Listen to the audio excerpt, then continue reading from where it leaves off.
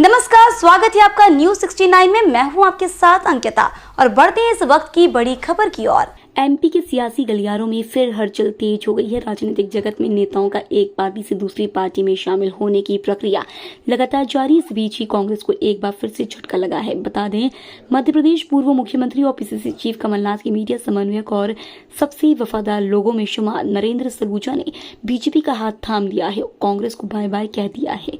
कांग्रेस के पूर्व अध्यक्ष राहुल गांधी की मध्य प्रदेश में भारत जोड़ो यात्रा के तीसरे दिन आज पूर्व मुख्यमंत्री कमलनाथ और कांग्रेस को बड़ा झटका लगा, जब कमलनाथ के पूर्व मीडिया समन्वयक नरेंद्र सलूजा आज यहां मुख्यमंत्री शिवराज सिंह चौहान की मौजूदगी में भारतीय जनता पार्टी में शामिल हो गए। सीएम शिवराज ने उन्हें मुख्यमंत्री निवास में भाजपा की सदस्यता दिलाई है। नरेंद्र सलूजा ने अपने सबसे पहले बयान में 1984 में हुए सिख विरोधी दंगों के लिए कमलनाथ को दोषी बताकर सनसनी फैला दी है। सलूजा ने कहा कि वे कई वर्षों से कमलनाथ से जुड़े हुए हैं।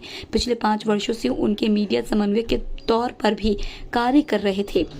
तब उनसे अनेक लोग कहते थे कि उन्हें कमलनाथ का साथ नहीं देना चाहिए, वे सिख विरोधी दंगों के दोषी हैं। उन्होंने सिखों के खिलाफ भीड़ का नेतृत्व किया है। शुरुआत में तो वे मानते थे कि आरोप राजनीति से प्रेरित है, लेकिन हाल ही में एक कीर्तनकार द्वारा सच्चाई बताए जाने के बाद से उनका मन परिवर्तित हुआ है।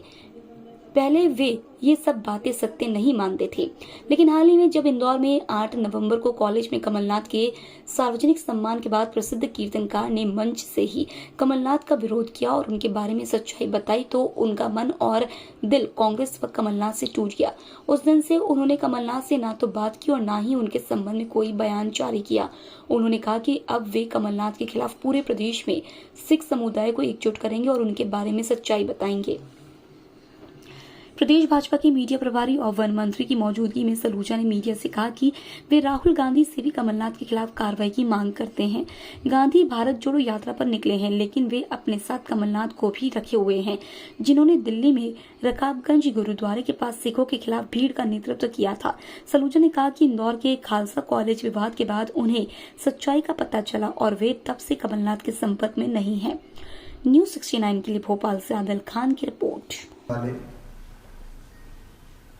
और उनके मौलिक विचार कई बार अद्भुत होते हैं।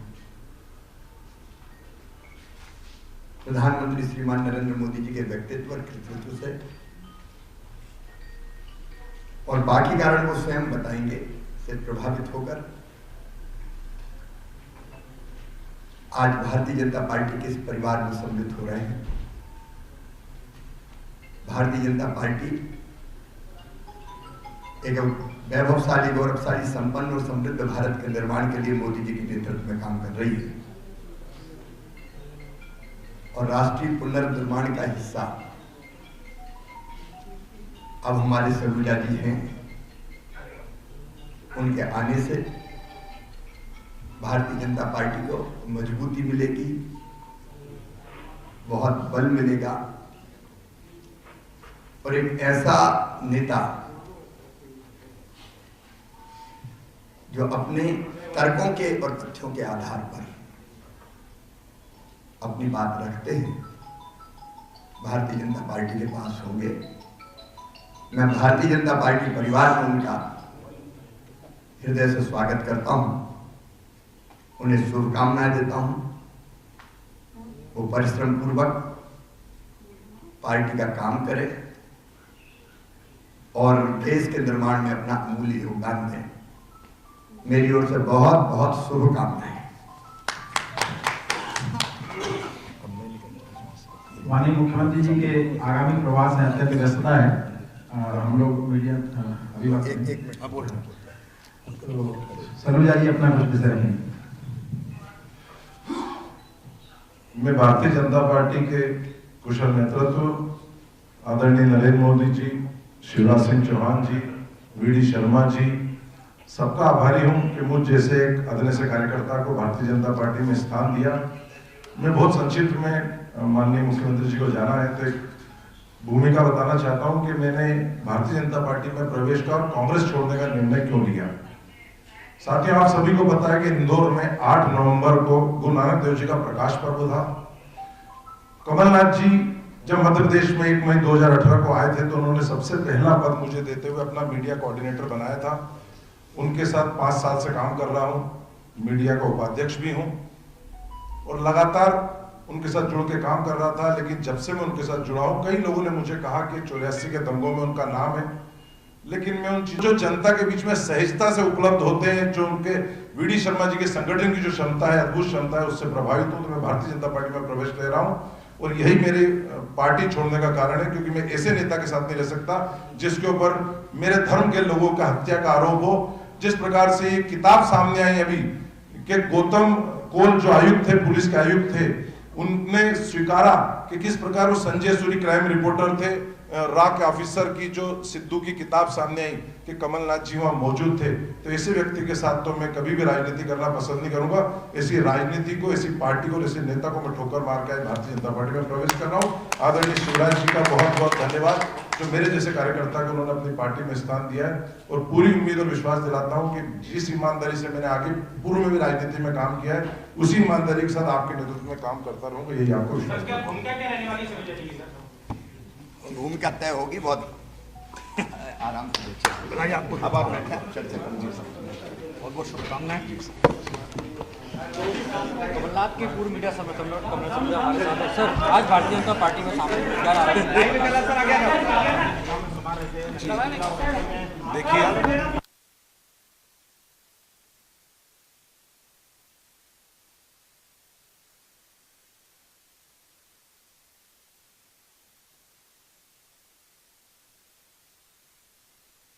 लेकिन मैं उन चीजों को खारिज करता था। मुझे लगता था कि शायद राजनीतिक विद्वेष के कारण कुछ लोग ऐसा कहते हैं, लेकिन 8 नवंबर को जब गुरु नानक देव जी के प्रकाश पर्व के साथ मैं उनके साथ इंदौर के खालसा स्टेडियम पे गया, जब हम मत्था टेके वहां पे, और हमने जब वहां मनप्रीत सिंह कानपुरी जो प्रसिद्ध देश के कीर्तनकार है, जिसमें पूरे देश के सिख श्रद्धालुओं की आस्था है और सब उनको बेहद प्रिय मानते हैं, जो उन्होंने शब्द कहे वो एक एक शब्द मेरे कानों में आज तक गूंज रहे हैं।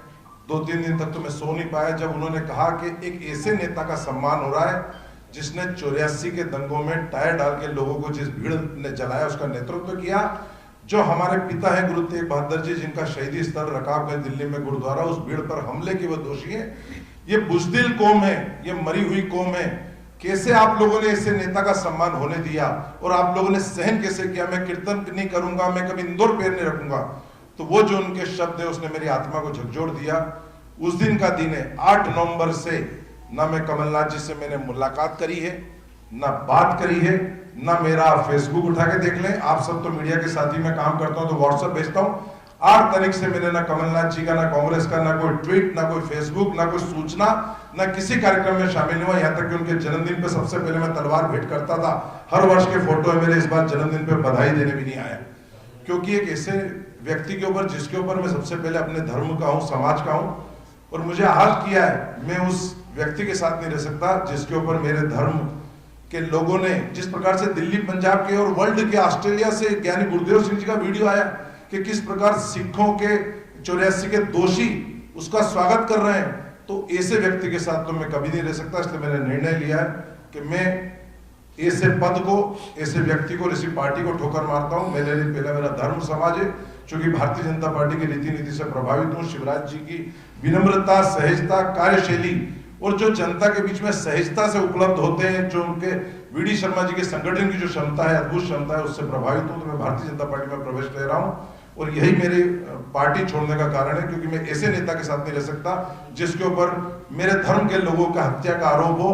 जिस प्रकार से ये किताब सामने आई अभी कि गौतम कोल जो आयुक्त थे, पुलिस के आयुक्त थे, उनने स्वीकारा कि किस प्रकार वो संजय सूरी क्राइम रिपोर्टर थे, रा के ऑफिसर की जो सिद्धू की किताब सामने आई कि कमलनाथ जी वहां मौजूद थे। तो ऐसे व्यक्ति के साथ तो मैं कभी भी राजनीति करना पसंद नहीं करूंगा। ऐसी राजनीति को, ऐसी पार्टी को, ऐसे नेता को मैं ठोकर मार। इस खबर पर आपकी क्या है राय, हमें कमेंट सेक्शन में जरूर बताएं। तब तक के लिए धन्यवाद।